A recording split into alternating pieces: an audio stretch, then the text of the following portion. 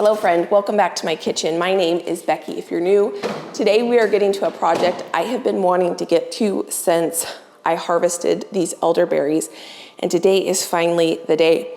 These are some fresh elderberries that I found on my neighbor's property. She didn't know she had an elderberry tree, and she allowed me to harvest some of the elderberries off that tree. Now these are fresh elderberries, so what I did, I think it was late August when I harvested these. I harvested about 10 of the big elderberry. They're kind of like a big cluster. I'll show you what they look like. I harvested them, I washed the berries really well, I threw them on this cookie sheet on this towel in the freezer, and they've been sitting in there ever since. And today we're gonna turn these elderberries into 3 different goodies. We're gonna make elderberry syrup, we're gonna make elderberry tincture, and we're gonna make elderberry oxymel. Now there's pros and cons to each one, and mostly it has to do with whether there's alcohol in it or not, and the shelf life of what we're gonna be making. Now, first and foremost, elderberry fresh does contain a toxin called let me look it up. Cytogenic glycoside, and consuming raw elderberries can cause serious upset stomach to serious illness. So these elderberries need to be turned into something.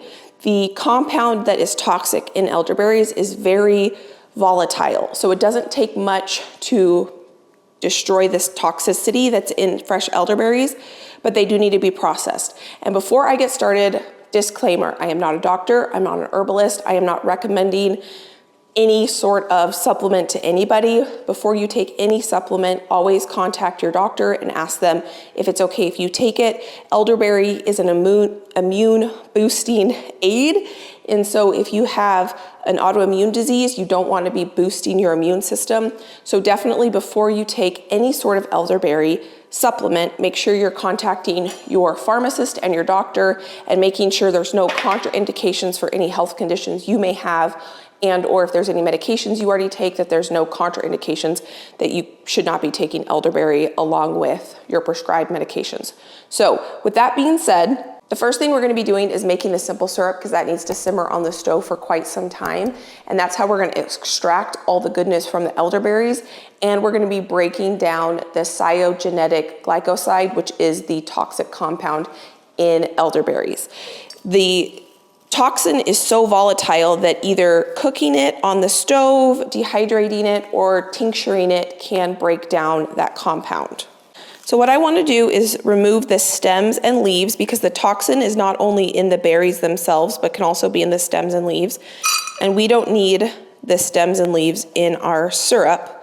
So I'm just going to go through here and pick through the berries.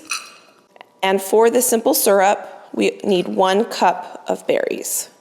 You can use dehydrated berries as well, and I'm going to show you how I have used dehydrated elderberries in the past. I'm going to add my elderberries to my pot. Looks like I missed 1 little leaf there. I'm going to grab that out. Now I'm going to add 2 big chunks of fresh ginger that I have peeled, and they were just in my freezer. Now we're going to add 3 cups of water to our elderberries. And one thing we're gonna do when we're done making all of our goodies is we're gonna run out, and late fall, I found that we have an elderberry tree on our property, and it's kind of buried in the woods. Now that I know what elderberry trees look like, I see them all over. I see them on the side of the road, I see them on other people's property, I found it on my property. But I want to take some cuttings and I want to propagate that tree so that I can plant some more elderberry trees on my property in a little bit better of a location. So we're going to do that after we do this. We're going to get this on the stove. To this, I'm going to add 2 Ceylon cinnamon sticks, maybe 3. These are the cinnamon sticks that have the really good anti-inflammatory properties. And we're going to let this simmer for at least 20 minutes.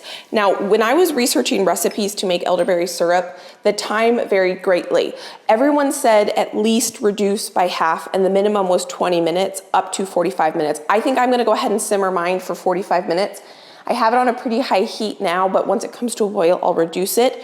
You're supposed to simmer it uncovered so that it can reduce. And I'm gonna go with the longer time just because I have the time. I can let it sit here and I might as well go for the longer time. The next thing we're gonna do is we are gonna make or extract elderberry tincture. Now, I was sick for quite some time this winter, and I was using my elderberry tincture, but I never strained it. So we are gonna strain it and get it into little bottles. So in this jar, probably about 6 months ago, I filled it halfway with dried elderberries, and then I covered it with 80 proof alcohol, and I let this sit. You're supposed to let it sit for up to 6 weeks. And that's what I did. It sat in here for months. And the elderberries are still in here. So when I was taking it while I wasn't feeling good, it was kind of annoying because I had to use a spoon on the side. So what I'm gonna do is make it a little bit easier to take.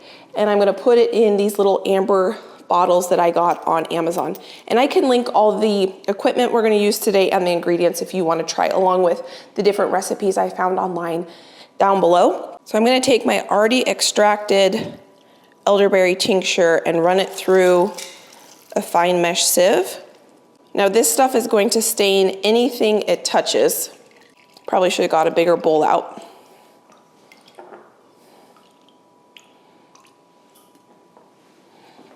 Now I'm gonna transfer this into a container that has a spout so that I can pour this into my jars a little bit easier. Now the reason I like the idea of elderberry tincture is it has a shelf life of up to 5 years, but it contains 80 proof alcohol. And so in my house, I wanna keep some elderberry supplement that doesn't have any alcohol in it, and that's why I'm making some elderberry syrup. I'm gonna be gifting a lot of this to my neighbor who allowed me to harvest the elderberries from her property. And I'm also gonna be making an oxymel because elderberry syrup only has a shelf life of about 6 to 8 weeks in the refrigerator. But when we get to the oxymel, it has a shelf life of up to 6 months to a year if properly kept in the refrigerator, and there's no alcohol in it at all. And so I wanna have kind of a combination of all these different things in my arsenal.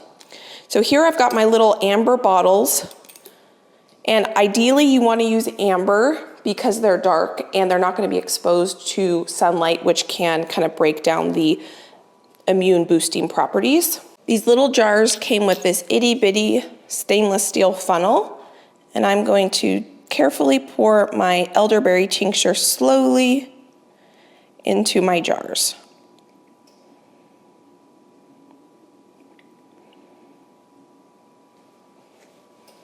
That funnel is pretty slow. I've got one here. This one actually might go a little bit faster. Yep, with less spilling. So I need to make sure I leave room in the jar for the dropper.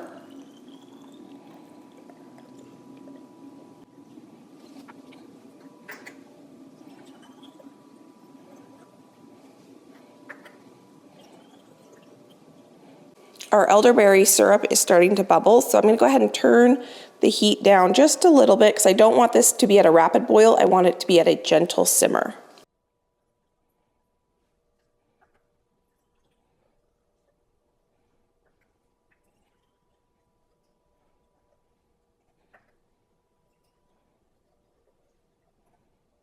I was able to get 10 of these little dropper bottles out of 1 quart of tincture.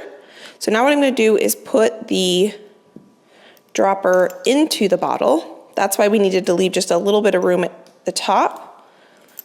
And then we're gonna seal these.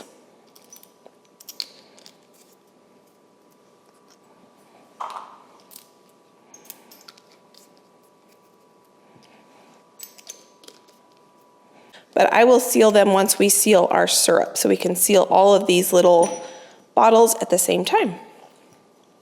It is smelling like the holidays in here with this ginger and cinnamon and elderberry simmering away. It is fantastic.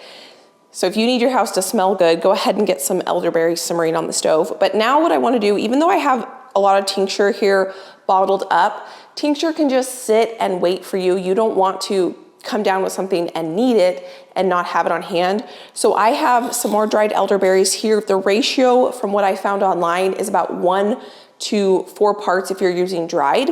So I have this filled up maybe a little bit more than that. And I'm gonna go ahead and take my 80 proof vodka and pour this over the top here. And that way it can just be sitting and waiting for me when I need to strain it out next. So you can see how much clearer it starts out. I mean, it's still pretty dark, but it almost turns black. So now what I'm gonna do is cover that. You don't want to cover this with metal or anything because the vodka could corrode it. So I just have one of these leak-proof lids, or you could use a piece of parchment paper and then a regular metal lid over the top. But we're just gonna put a piece of tape on it with the date and let that sit until we're ready to jar it up or bottle it up. So obviously this contains alcohol, so it's good to have options on hand that are not alcohol based. And elderberry syrup is certainly one of those. But the downside to that is it just doesn't have a very long shelf life. So that's where the oxymel comes in. And I have had one in my refrigerator for going on a 1.5 years. And this one I purchased when I went to the Homesteaders of America conference, and it is almost gone. And I should probably make some myself. This is a ginger turmeric oxymel. And you can see when I was sick, I used a ton of this. It is absolutely delicious. It had organic turmeric root, organic ginger root, raw apple cider vinegar, raw honey, and black pepper. So what an oxymel is, it's basically honey and vinegar doing the extraction. Instead of the water that's boiling out the goodness out of the elderberries or the alcohol that's doing it, it's the apple cider vinegar and the honey that's doing it in an oxymel. To make my oxymel, basically the main ingredients is apple cider vinegar and honey. I am using both a local raw honey and a raw apple cider vinegar. You don't want to use a distilled apple cider vinegar when it comes to this because you want the health benefits of the raw apple cider vinegar. So first I'm going to measure out my dried elderberries here to see if I have enough. And it looks like I have the exact amount I need, which is 1.5 cups, so that was perfect. So I'm gonna get that back in here. And I'm gonna do this in a mason jar just like I did my tincture. I'm gonna grab some more of my fresh grated ginger. I love having this stuff on hand. I'm gonna go ahead and put quite a few chunks in there, maybe 4. So about 1/4 cup. Next, I'm gonna take my raw apple cider vinegar with the mother. I'm gonna shake it up so we get those yummy benefits. And this is where you can add more vinegar if you want it more tart, or less vinegar if you want it more sweet, because there's a higher ratio of sugar. I'm gonna add 1.5 cups of vinegar, which is, the recipe says you can add anywhere from 1 cup to 2 cups. I think this is gonna be about perfect. Next, we're gonna add a couple of our cinnamon sticks. And I'm gonna go ahead and just top this with honey. We need 1 cup, which is probably about perfect on this. This is some beautiful honey I got from a local beekeeper, and it's so just beautiful. I'm gonna put another one of our leak-proof lids on here. So with the oxymel, you definitely want to make sure you're using dried elderberry, not fresh. So if you have fresh, go ahead and dehydrate them first, purchase dehydrated, or there was a couple recipes where I saw that you want to heat them up on the stove before you do this step. But because I had dried ones, it just made this really, really easy.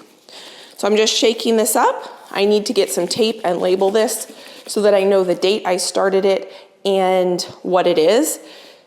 This needs to sit for at least 6 weeks before I strain it out. And then I'm going to strain it out and put it into these little bottles. These are the bottles we're going to bottle up our elderberry syrup. And I'm going to show you how I'm going to bottle them up and seal them. And then I'm going to store it in my refrigerator. The recipe says you can have this in the refrigerator or a cool, dark place for up to 6 months. But I've had my oxymel in my refrigerator for a very long time, and it still tastes absolutely delicious. And this is something I'm excited about taking if I need it because it tastes delicious. This, not so much. And it's nice to have something that is non-alcoholic that has a long shelf life in my fridge. So we're just waiting for this to simmer away. And so now I think since that's simmering, let's head outside before we can bottle this up and finish it up. This is not finished. We still have some more ingredients we need to add to it. So while that's cooking away, let's go see if we can go back outside and find my elderberry tree and take some cuttings. I did want to mention that the recipe for the oxymel that I found online also had rose hips and cloves. Well, I don't have rose hips and I don't have cloves in my house, but I had everything else I needed to make that oxymel.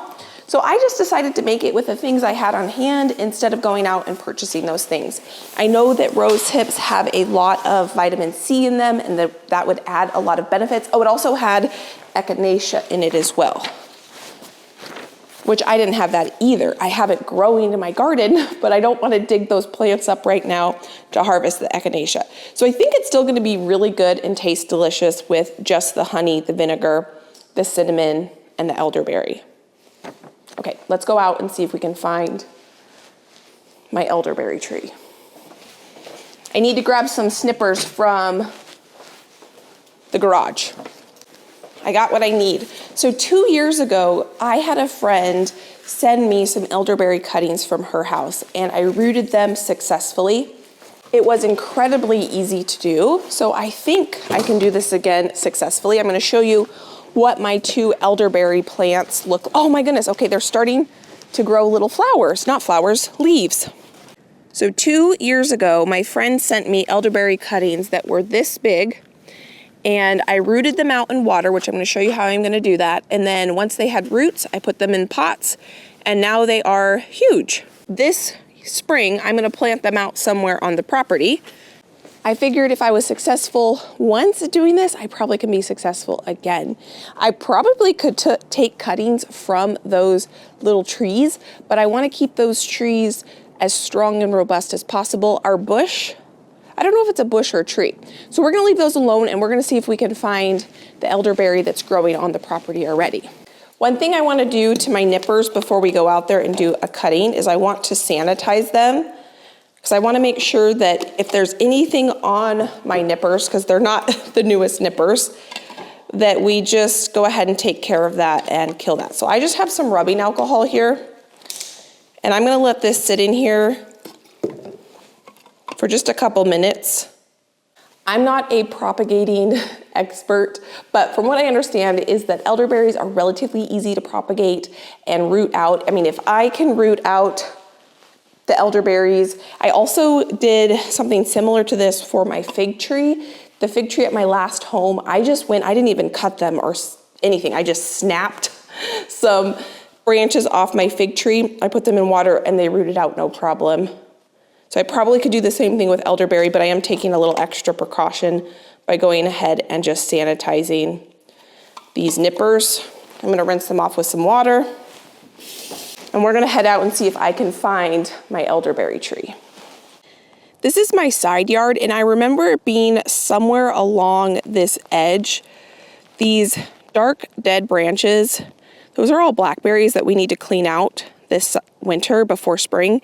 And I remember we have a road that is along here, and I was driving up this way, and I remember I spotted it on the corner of my eye along this ridge. So it's going to take me a second to find this elderberry tree because everything is dormant at this point, and I am not seeing it. So let me see if I can find the elderberry tree amongst all of this. What I understand is this is the best time to harvest cuttings when the tree is still relatively dormant during winter. I should have done this a little bit sooner, but no time like the present. If I don't do it now, then it's only going to get later in the year. All right, let's see.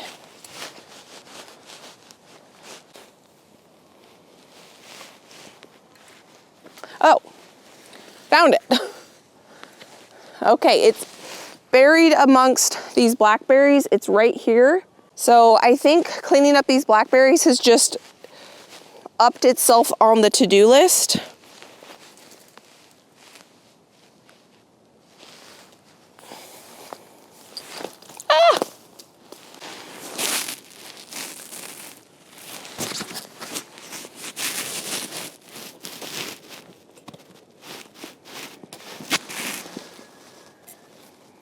This tree is not very big, and I don't want to take a ton off of it, so I should be able to get quite a few cuttings off just this alone.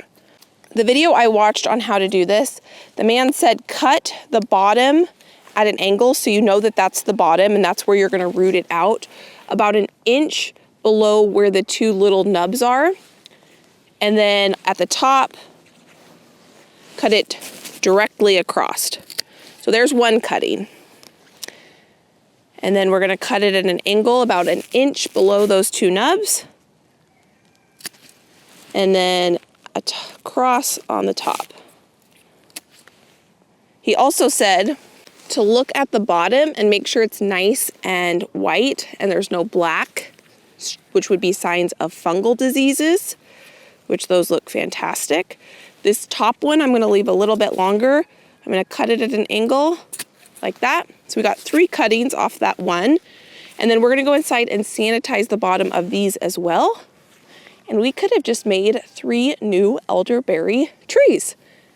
We were successful last time 2 years ago, so I'm hoping we're successful this year. And that poor elderberry tree in there, not only is it kind of buried in blackberries, but it's also being choked out by blackberries. So let me go inside and show you how I'm going to root these. Very, very easy.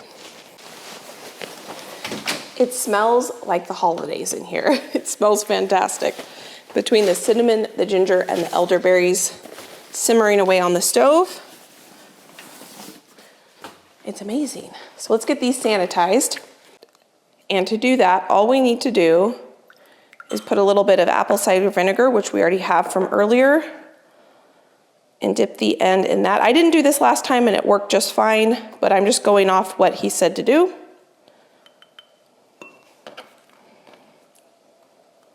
You know, probably should do both cut ends. I feel like I should rinse that off after just so that I'm not acidifying my water. So I'm gonna go get fresh water in this. I'm just gonna rinse off the ends that I dipped in the apple cider vinegar. Little fresh water.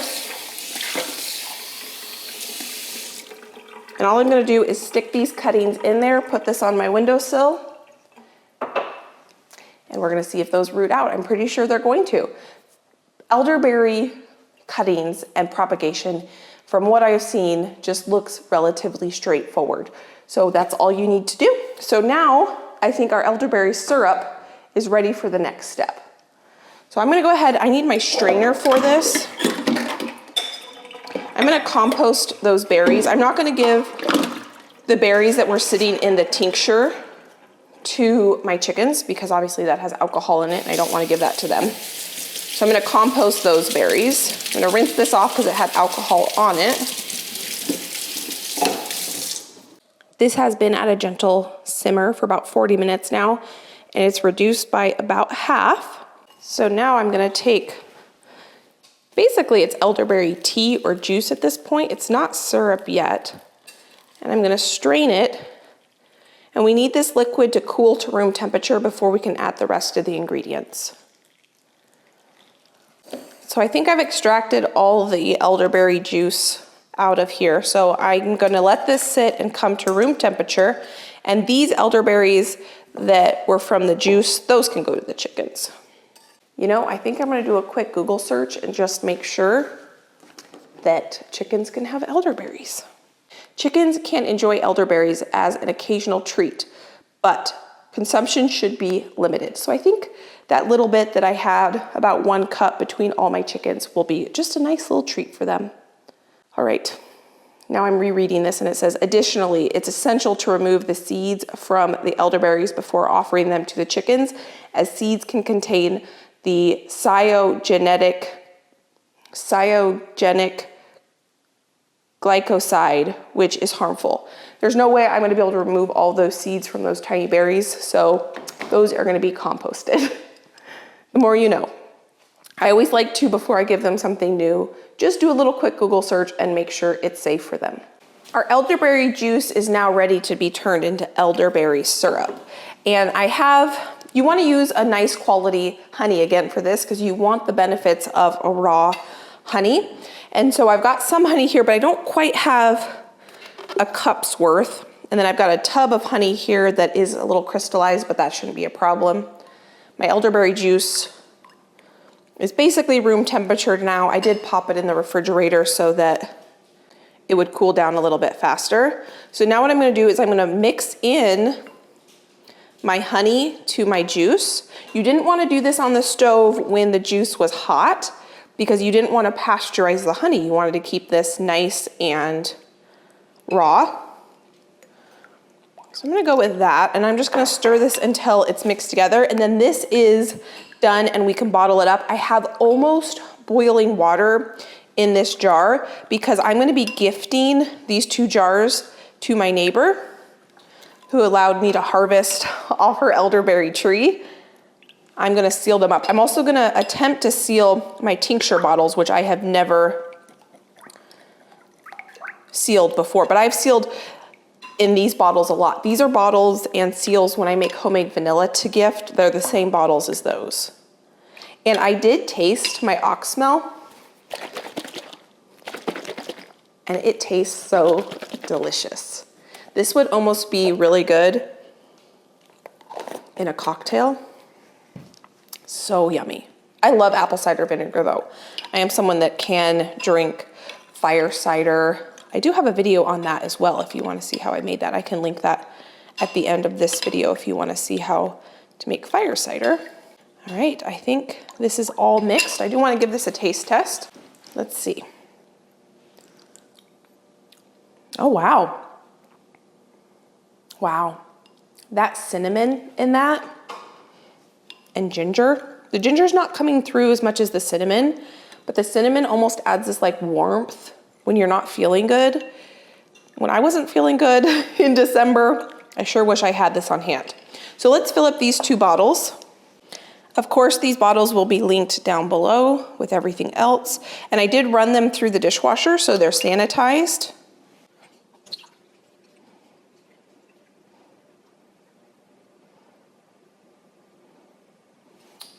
This thing is almost full, so I don't want to add any more. Oh goodness. No worries. This might fill up more than 2 jars.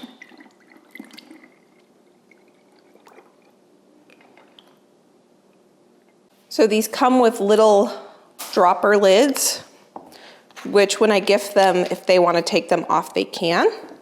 And then a screw-on lid. These are hot sauce bottles is what they're designed for, I think, but they work really well for things like this. Putting that on pretty tight. This is the key to them. These are shrink wrap toppers. You put that on the top.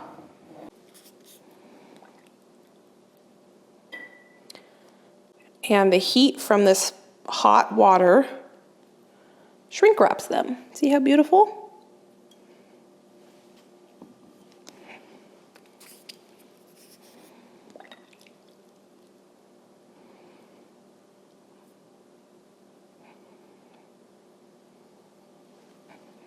Just like that. So we have our 2 elderberry syrups. Now we're going to shrink wrap our tinctures.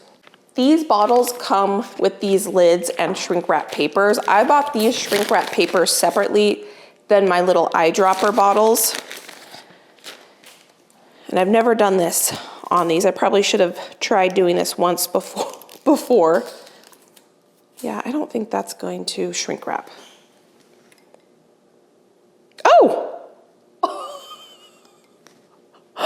Okay, that's hilarious. It totally did. It totally worked. Okay, let me show you how to do this. You want to make sure you have it on properly before you put it in there.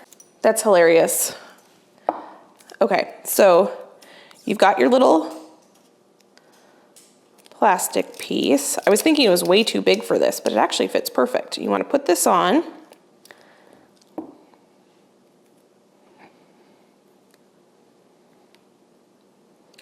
And there we go. It shrink wraps right around that. Okay, I think I need to cut them down just a little bit. Yeah, that's better. So you can see how there's a little extra up here. I'm gonna go ahead and take these off. And if I just cut I don't know, maybe 1/8 of an inch off. It fits around this bottle perfectly. And then it just has a nice cleaner finish because I'm going to be gifting these.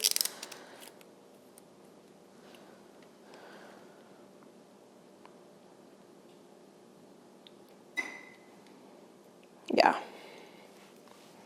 Perfect. Okay, I'm going to warm this water up a little bit more.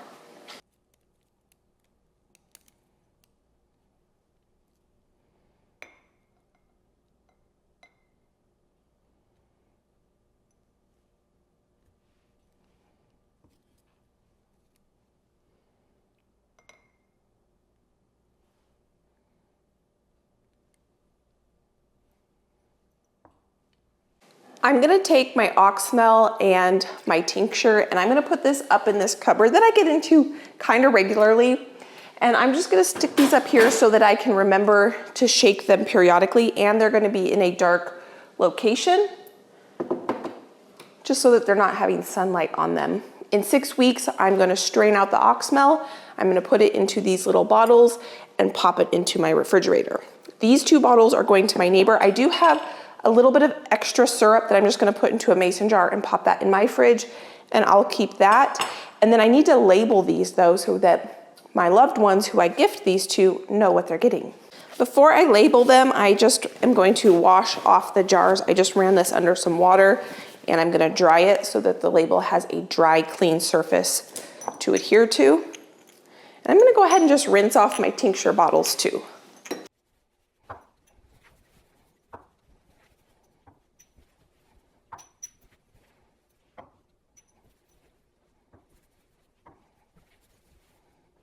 I have these cute little stickers that say made with love, and then I just wrote elderberry syrup on it.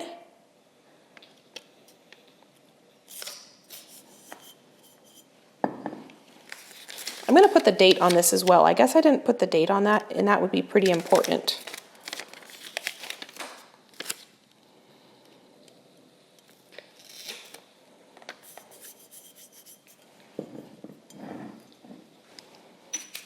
And this one says elderberry tincture.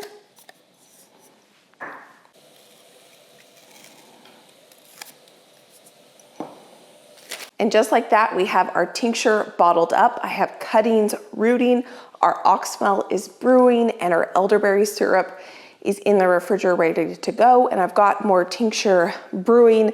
So in the event I need it at any point in the coming future, it'll be ready for me when I need it. So friend, this is so fun to get in the kitchen and kind of do something a little bit different that I haven't done really much experimenting with. And the flavor on that was fantastic. I've never actually tasted elderberry syrup before, and the oxymel, I'm really excited to see how that's gonna turn out once it sits and brews. And I think it's gonna ferment a little bit because of the ginger in there, but time will tell. I'm not exactly sure how it's gonna turn out, but currently in its state, it tastes delicious.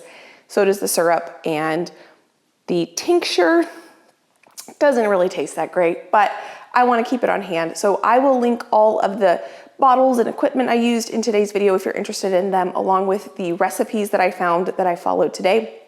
So if you wanna try making them, again, I am not a doctor, I am not an herbalist. Please, before you make any of these or consume any of them, do your own research and just check in with your doctor to make sure for you it is okay.